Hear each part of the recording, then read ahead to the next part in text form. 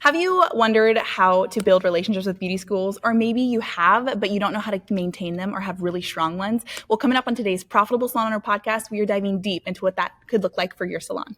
Salon owners are some of the most amazing people on planet Earth. The only problem is sometimes their hearts are so big and they give so much of themselves to their staff and guests that it creates unintended consequences.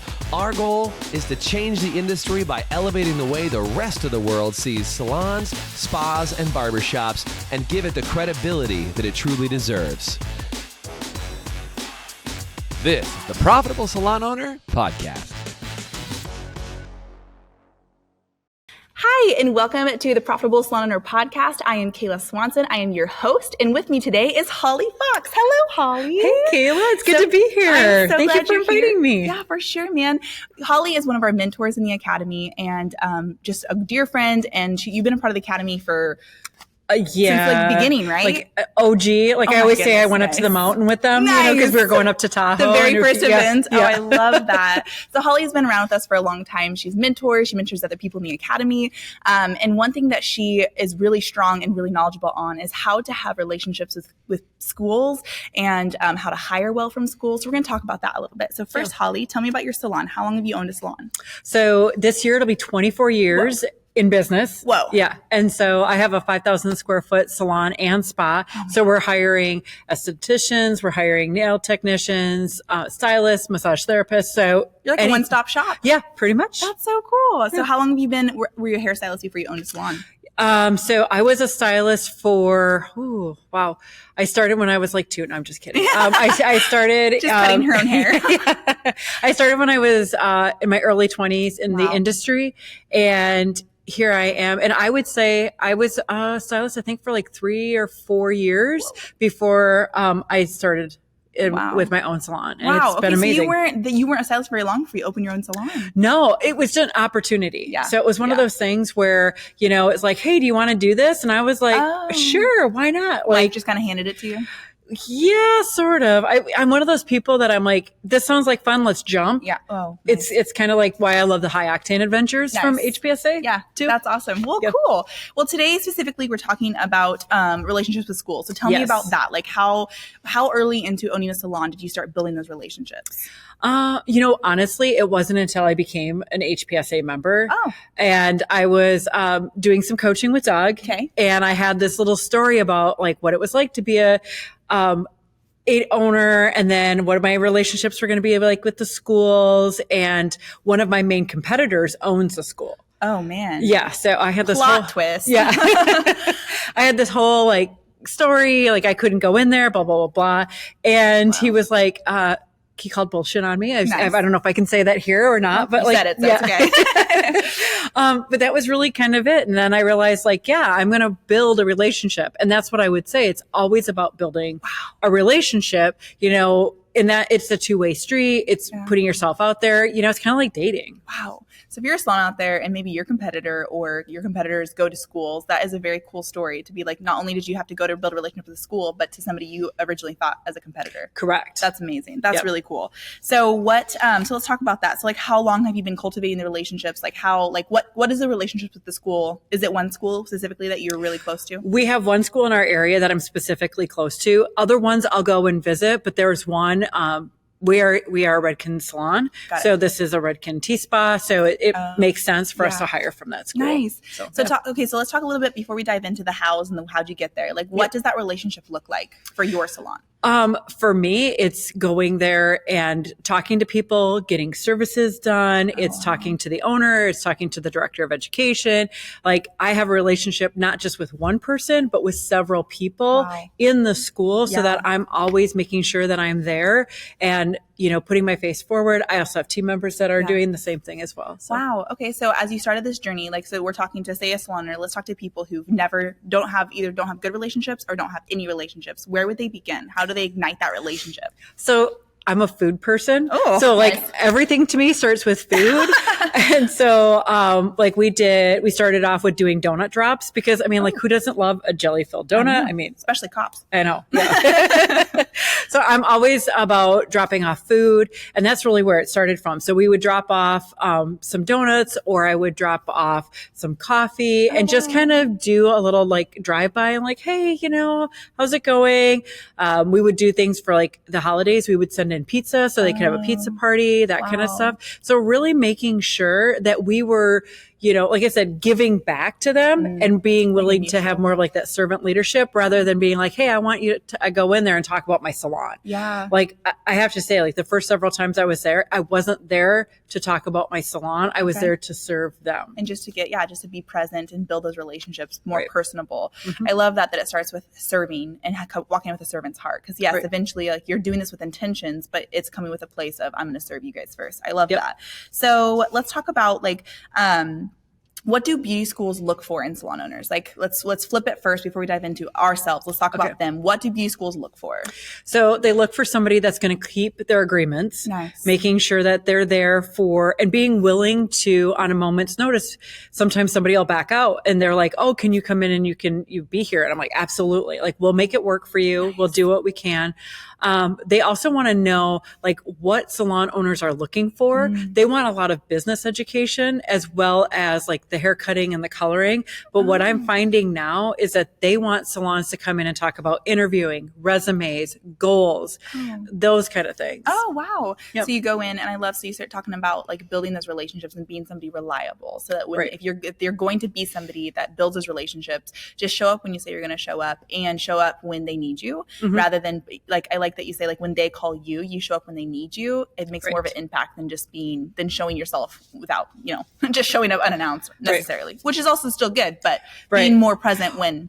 Well, I think too, so many times people will actually only go to a school when they need somebody. And then it's always like, well, I need you. I need this. And so I think that for me, I wanted to flip that a little bit and be like, how can I help you? So I'll actually ask, like, what are the things that you guys are finding that are going on in school? What do you need for us to talk about? Like we've talked about dress codes. We've talked about, I mean, like all sorts of different things. So kind of just being open to whatever they need. Like you're not like coming in, like being like, okay, like I will talk about anything just because you have I want to build relationships here. So tell me what I can do to have that like mutual connection. So how do you like maintain it? So how often are you involved with the schools? Like, are you just on call or do you make it, how intentional are you there? So just to kind of, in the last, I would say about 4 months, we've had 3 different interactions with the students. So we actually had an interaction where we had the students into our space, and that was a really fun. Like they came to your salon. They came to our salon. Yeah. So we started out with doing it was called Blowcella because it was all about like the braids and Coachella and the glitter and all of that.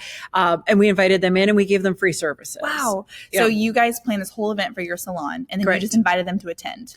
We cultivate it for the students. Okay. So it's only students were invited. Okay. Now, did the school know ahead of time, like, hey, we're going to put on this event. Would you want to come? Or did you just plan it and say, here's an invitation. This thing is planned? No, we talked to the schools. We talked to them like, what would be a good night? When would this, you know, so we kind of coordinated it with it. And 2 is like, it was a Friday night. Most of the people in school, they're young. They want to get a blowout, get their makeup done. We're kind of down by the downtown area at our location. So that was kind of how we started it. Now I'm going to be doing a lunch and learn in July. So that's another one, that's something new that we're doing. Like I'm going to bring in lunch and it's going to be super casual. Once again, I'm all about the food. And I feel like when you break bread with somebody, the relationship's super different. Oh, for sure. Yeah. So, again, going back to the food, you know, eat with them. It's a whole other thing. It's always about food with me. So yeah. So talk about like with the schools, as you're building these relationships, how, like, in comparison to the rest of your, like owning a salon, how much of a priority is your relationships with the school? It's kind of, I don't want to say it's my number one priority, but if I don't have a good relationship with the school, then I'm not getting students to come in and work for me. Also, you know, part of the reason why I'm part of High Performance is because of the mission of, you know, we want to change the way that the world sees the salon and spa industry. And in order for me to uphold that mission, which is near and dear to my heart, I need to let other people know that. And so going into the schools, talking to people, you know, so many times you find out that students are, you know, schools don't know whether or not where they can find scholarships. The parents don't always encourage them. And so by going in and talking to them and building that relationship, especially from a successful business owner, it also makes them feel valued as well. So how do you primarily hire from the schools? Yep. So we, every once in a while, we'll hire somebody that maybe has 2 years or less experience. That's what we find is kind of where is a good niche for us to have those types of students, people that are just coming out of cosmetology school.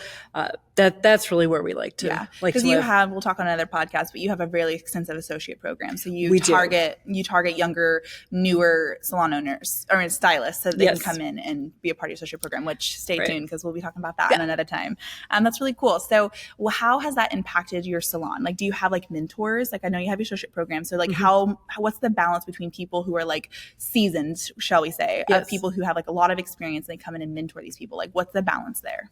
So what we do, a lot of times our mentors will actually go in and teach the classes. So like I'll do the lunch and learns. I'll be there to have the students in the salon. But when we're teaching classes, we'll actually have people that had gone to that school to go back in and teach. So that's, And so and then they're part of the associate program because they're helping with the training because they all know, like when you get out of school, having somebody that has had that experience really sets you up for success. And everybody that is been a mentor in our company has been somebody that has gone through and started at school and then went through our associate program. It's like a full circle. It is. That's so like cool. The circle of life. Like a circle of life, like the circle of stylists. I love that. All right, well, we're going to take a commercial break. When we come back, we're going to dive deeper into what that can look like, how to build it, and how to prioritize it, and all sorts of things. So stick with us. We'll be right back. Hey HPSA listeners, let me ask you this. Are you tired of not knowing what your hair color is costing you on every appointment and watching it chew up your profit? Well, with Salon Scale, we take the guesswork out for you. Using a mobile app paired with a Bluetooth scale, Salon Scale will tell you exactly what your color is costing you on every bowl mix down to the gram. As you mix, Salon Scale will also digitally store your formulas and track how much product is being used in real time, so you can manage your inventory, cover your expenses, and generate more profit in your salon. Use promo code HPSA10 to get 10% off an annual subscription. Salon Scale, the new standard for mixing color. Welcome back to the Profitable Salon Owner podcast. On with me is Holly Fox. We've been talking about building relationships with schools, what that looks like for her and her salon. And we're going to jump right back in. So Holly, I want to talk a little bit about like, what's the culture like at your salon? Like you have the associate program, you have mentors, and you have a lot of influx of new people. So I can imagine like you have younger, I mean, not necessarily everybody goes to beauty schools young, but typically. And so what's the culture like at your salon and how do you maintain a good culture with those new people coming into the world? You know, a couple things that we do is that we have, we do PDMs once a month or PGMs, we call them personal growth meetings. We also have it set up where we have coffee chats so that people can come in and they can have like 15 minutes, you know, and they schedule it. Cause what I have found is like with younger people, if I say, hey, I just want to talk to you, like, they're worried, you know, I mean, like, they're like, oh no, fired. I still do that. And I'm growing up. So what we do is like, we have them be able to say, hey, I want to talk with you and really be able to cultivate that. And a lot of times I'll go out and I will be sweeping for them.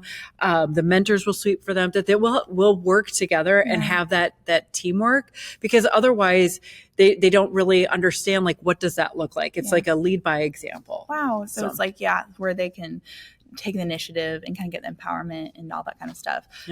So talk to me about like how do you prep your salon to be, that this is a passion of yours? I mean, how long ago did you start getting into schools?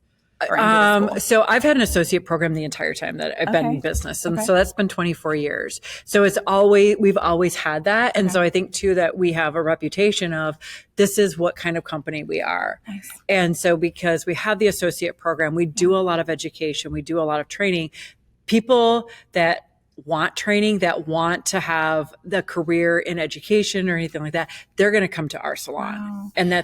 And to be able to have that, like, to be known for that in the community has been super helpful. So if you have a constant influx of people, like what's your turnover like? Like how do you maintain, like, are you just known that people come, like it's like a stop, like a stepping stone before people move on, or what does that look like? It depends. Sometimes we have people that stay for many years, and sometimes we have people that stay a little bit less time. One of the things that what we want to do is always make sure that we're having people, when we talk about influx, we have a pretty large salon too. Okay. And we also want to be able to have people be able to have what kind of lifestyle they want. Yeah. And as a salon, we don't always have people that work 40 hours. Sometimes we have people that are working part-time. And by having those kind of relationships with people and having that influx, then we can make sure that one, our salon is profitable, but two is that we are able to say to somebody, yeah, you're a great fit for our company and you only want to work 24 hours. Perfect. We can do that. Okay. Cause you kind of have we have people that can come in. Correct. Have you ever gotten like full, like there's like a wait list, like you can't hire anybody else, or you stay pretty flexible? We stay pretty flexible. What too is because we're a salon and spa. Sometimes we'll have people that are like, I love hair. And then they start to dabble in like spa services. And they're like, okay, wait a minute. I really love spa services. And so that really has them find themselves. Yes. I love that. I love the variety and what you bring. So as you're building your salon, so it's been since the beginning, what are some key things that you have implemented at your salon to be a salon that can cultivate that environment? So number one would be our associate program. And two is doing fun things with our team. Like I think sometimes people forget, like we just went and had a baseball game. We talk about doing like a color night where people are coming in and getting their hair color. We have Christmas parties. We do team building events. And, sometimes it's just, and we have really fun meetings. And I think that cultivates that part of it. Another thing with like going back into the schools is like, we do a lot of gift giving. Okay. And we do that because one, that's a love language. And so we try to figure that out too, but making sure that we're thanking the people that are sending people to us. Wow. So, okay. So that's really cool. So when you have what kind of people have you employed to make this all function? Like, do you have like somebody who plans the events, or do you guys how have you set up your salon management wise to be able to sustain this kind of salon life? So you know how they always say it takes a village to raise a child? Yeah. And I think it's the same thing. I think it takes a village to make a successful company. And I don't know that I would always say like it has to be a management, because we've got some kick-ass stylists and they want to be stylists and they want to give back in small amounts. Yeah. So they want to do like teaching a class or maybe taking an associate. Then we have like our support team at our front desk that they really help they train them too. Like, what about the sales? Like, how do we talk to people? And then they will also go in and do some of the training inside the school too. Wow. So, okay. So let's talk to the people who are have never, say the saloners listening, that they don't have any experience. Where would you say, okay, here's where you would start? Like, how do you start to begin? Because I know you talked about bringing things and building that relationship. So let's go step past that of bringing gifts. Like, how do you start to just get in the mindset of being ready for having those relationships? So number one, I would go in and get services. Okay. And I would start to go get their hair done. Yep. Go get your hair done. Go get a blowout, get a facial. Okay. Like those students are always looking for somebody to build those relationships with. And what we've done is every time that we go in, we get the student list and then we follow them on social media. So we're making sure that we're commenting, liking, and then we're also seeing like, hey, I need another 3 people to come in for a blowout so that I can make it to my next level jump. Well, guess who's coming in? You guys. We are. Okay. Yep. And so we're not just there to build ourselves. We're there to build the students. Then we start to talk to people. And then every time that I'm in there, as well as a couple of my other teammates or the team members, we'll say, oh, hey, is so-and-so there? Like, so the owner of the school or one of the directors, and we'll say, what are some things that you're needing? Like, how can I help you? Just very intentional, keeping the conversation open, just like looking for opportunities to be able to serve them or show up there and just be in their world. I love that. Let's talk a little bit about some red flags. So what are some big don'ts when it comes to building those relationships with schools? What are some things that be like, don't do this? Number one, don't ever cancel. Ooh, yeah. Good one. Okay. That right there. That should be a rule to life. Yep. So, if you say you're going to be there, you show up. Okay. That would be number one. Number two is, treat them with respect. And I think that that's kind of sometimes like, we'll be like, oh, they're students. Like if you treat them like a stylist and they realize like that's what they're going to be treated like inside your space, it's huge. Wow. So like when you get a blowout, if it's not the most perfect blowout, it's the most perfect blowout. Yeah. Like you need to, build them up and celebrate them. Yeah. And I think that's really important. And just having open, honest, and direct communication with people and being there to give. I think so many times people go in and like I said, I've done it before too. It's like you keep asking, well, I need a stylist. I need this. I needed that. I needed this. I needed that. Stop asking. Start giving. I love that. Okay, so as we wrap up, this has all been really great. I love doing this because I learned so much myself. It's great. But let's talk about when you were hiring from the school. And I know, because I know people are wondering, how do you decipher? Like you have these relationships, there's people coming out. Like I know you have your interview process, but how do you judge okay, those are students that I want in my salon? Is it open? Like, are you give everybody a chance, or talk to me about that process of how you know who you want and who's not a good fit? So one of the big questions that I always ask are, have you ever been on a team? And to me, it's like because business is a team sport, in my opinion. And I think that if somebody has never been on some sort of team, or they don't know how to work with other people, that's kind of a red flag. And that's probably somebody that I don't tend to hire. Okay. Now, are you talking team, like sports teams, church teams? Like, are you talking like anything? Any kind of team? And I say team pretty loosely. Like we've had kind of ebbs and flows where sometimes we have people that are in sports teams, and then we'll have people that are on like the band or the orchestra, or a little bit different. But it's still the same thing. You have to work with each other. You have to listen to other people. You have to kind of see what's going on, and there's a level of coaching. And that's another thing, like coaching, that when I'm looking to talk to somebody, I will ask them about coaching, and see how do they handle it, or even give myself an opportunity to give some coaching. And then sales. Asking somebody, if you have a pen on the table, is like, can you sell me this pen? Oh, interesting. Yeah. And see what happens with that. And this is my favorite question. And I always wrap up this, my interview process with this is, if you were given $10,000, what would you do with it? And you have to give it to a charity. Oh man. Yeah. And so you have to give it in some way. Yes. Like, what would you do with $2,000? Right. Well, and there's a couple reasons why, because one, you want to know that they have a giving heart, and because that's something that we're looking for. And number two is, for some people, it's like you start to find out what's really important to them. Oh, wow. It's like an underlining. That's a very clever question, because it thinks it's kind of fun on the outside. Like, I'm thinking like, oh man, to a charity. Like, who, getting them already in the mindset. And if they really struggle or they don't know or things like that, that does tell a lot about them. Right. Or even if they aren't there in that moment. So that's amazing. Wow. Well, thank you so much, Holly. This has been really informative. If you are wanting to build relationships with schools in your area, feel free to leave a comment and say school. I would love to reach out to you and just give you some more tools that we have in the academy itself on how to build those relationships, and just come alongside you in that. Because I know that sometimes it can be scary, especially if you're not like a relationship building type of person. But we are huge into building relationships with schools. So I'm really glad. Thank you for being on the podcast with us. Thanks for having me. I really appreciate it. Yeah, for sure. And stick around, because in hopefully soon we'll have Holly back and we'll talk about the associate program. I know you're probably being like, what is that associate program? We'll be talking about that next. So thank you for joining us, and we'll see you next time on the Profitable Salon Owner Podcast. You've been listening to the Profitable Salon Owner Podcast.